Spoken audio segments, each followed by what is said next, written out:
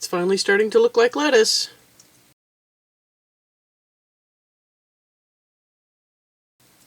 Welcome back to another garden update. If you're new here, I'm Kathryn, the Aerogarden Homesteader, and today we're updating on the garden again. This is the lettuce. Now I noticed that these ones have gotten quite a bit greener than the last ones that I used the cotton wool in, and I'm not sure why. But the lettuce is doing really well. The cilantro is doing really well. I still have some discolored leaves. There's some in the back here. But I have harvested from it and everything is doing well. See, this is the one that is in cotton wool as well, and it's not nearly as green as the other ones. I think it's because it had the sticker on top and it prevented the greening. So just something to consider if you do the cotton balls. Swiss chard still looks good, although this one still looks funny. I don't know why. So see, this one does have ones that are coming out from the center and, you know, the little ones, but not nearly as weird as this one. I don't know. It's just growth. The growth pattern is different. Here is more of the lettuce. All of the lettuce is doing really well. Obviously, it's not big enough for me to start harvesting yet, but that's what happens. It just takes time. And then over here, I have the celery. I don't know why this one looks like it's kind of struggling a little bit, but this one looks pretty good. This one looks pretty good. And I got my tomato seeds, and I put 2 in, and they're just in here temporarily until I can get the farm up and running. I don't want to put in these tiny little seedlings in a massive farm and have all that water and deal with all that, you know, maintenance when I can just sort of pop it in a bounty for now and let it go until they get a little bit bigger. At least they are getting nutrients and they are getting light. So that's what's important. I did sprout these in just a cup, you know, with some saran wrap on top just so that they had the humidity and the moist sponge. But right now, since they have actually germinated, they are now in a bounty to get the nutrients and light. I will update them. I will update you on when I move those to the farm and you know, and all that. And speaking of the farm, the pepper plant is doing awesome. It's really nice to actually have peppers when I want them. So for the most part, I've been able to get, you know, the odd pepper here and there. So that's been pretty good. This tomato, I pruned it back to just the branches that have tomatoes on it, and the other one, I just took it out. Because there really weren't any tomatoes on it. But yeah, everything's looking really good here, so that's really nice.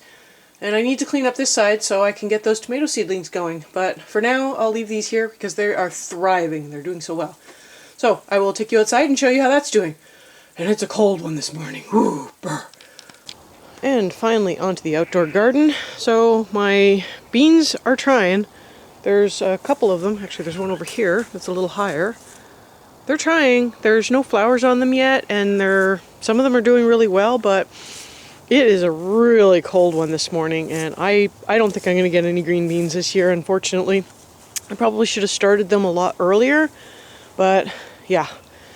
So the tomatoes, I might be bringing in a lot of green tomatoes if the weather keeps up like this. It is supposed to warm up just a little bit next week, so, but pretty much our irrigation water is going to get turned off in about 2 weeks-ish, give or take, unless there's like a really big hurrah on the weather.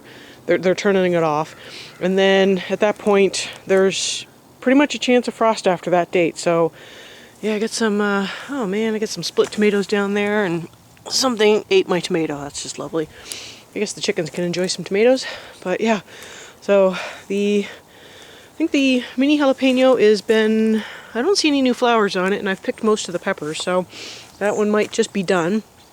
The mystery pepper here, it has some flowers on it. It's got lots of flower buds. It's got one pepper trying. Well, maybe there's 2, but yeah. So things are still trying to produce. The cucumber, I think I've got 2. There's one there behind the leaf, and I think there's one growing in with the tomatoes, I think. Yeah, I can see it just in the parsley.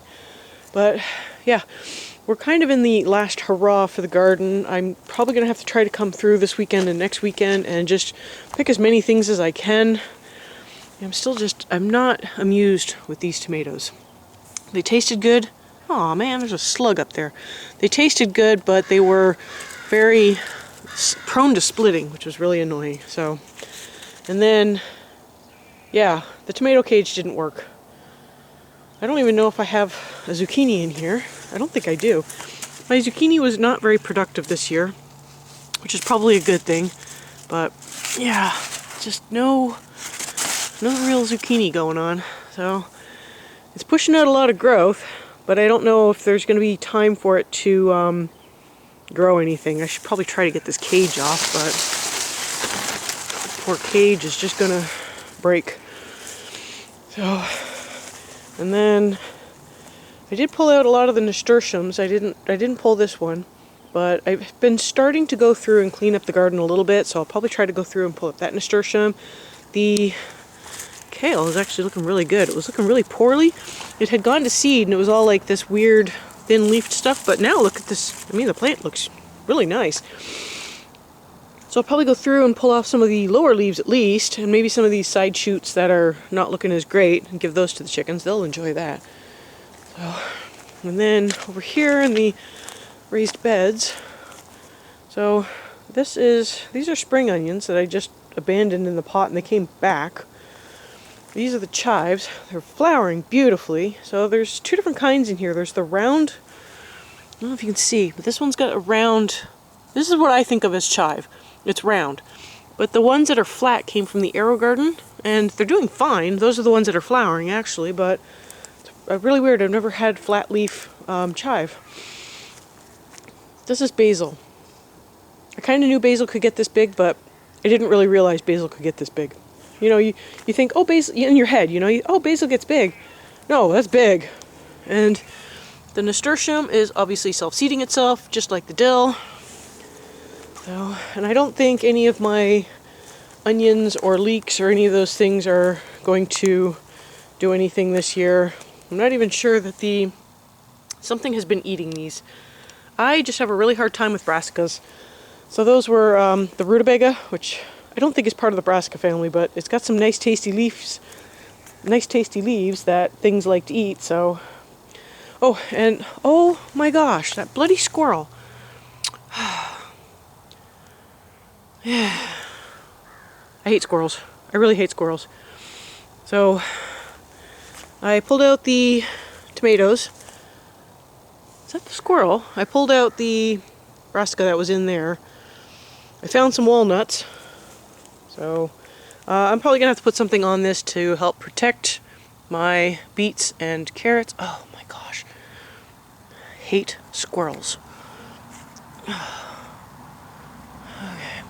Tried a squirrel trap, but you know, once they catch on, they catch on. So, but okay, so the tomatoes over here, they are doing really well. I need to come through and harvest some more. And of course my pepper plants are now all of a sudden doing wonderfully because the season's wrapping up and I refuse to bring them in. In fact, my tomato plants have pushed out a whole bunch of new growth and are putting out new flowers. So I don't think they'll have time because there's really only 2 weeks left, I think, before we're going to have frost issues. But yeah, like I said earlier, I think this was a video before. I don't know how many more of these outdoor updates I'm going to be doing, so yeah, you get as many as you get. But this is how the outdoor garden is doing. The indoor garden is doing really well. It is starting to expand as I slowly bring in more things. I do need to find more space, that's part of the problem, so, but yeah. I look forward to seeing how those tomatoes do indoors. I hope you enjoyed this video. Thank you so much for joining me today. I'll have some videos up at the end that you might enjoy, and I will see you next time on the Aerogarden Homestead.